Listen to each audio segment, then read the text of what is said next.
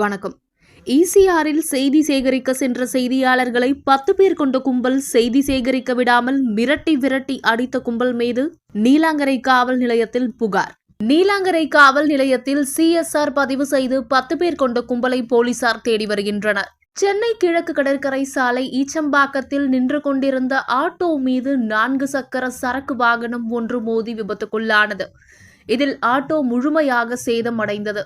அதன்பின் தகவல் அறிந்து வந்த அடையார் போக்குவரத்து புலனாய்வு பிரிவு போலீசார் சம்பவ இடத்தில் விசாரித்தனர்.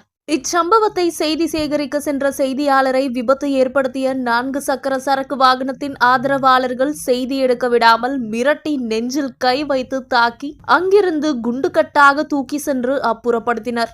இதுகுறித்து நீலாங்கரை காவல் நிலையத்தில் புகார் அளிக்கப்பட்டு நீலாங்கரை போலீசார் CSR பதிவு செய்து 10 பேர் கொண்ட கும்பலை தேடி வருகின்றனர்.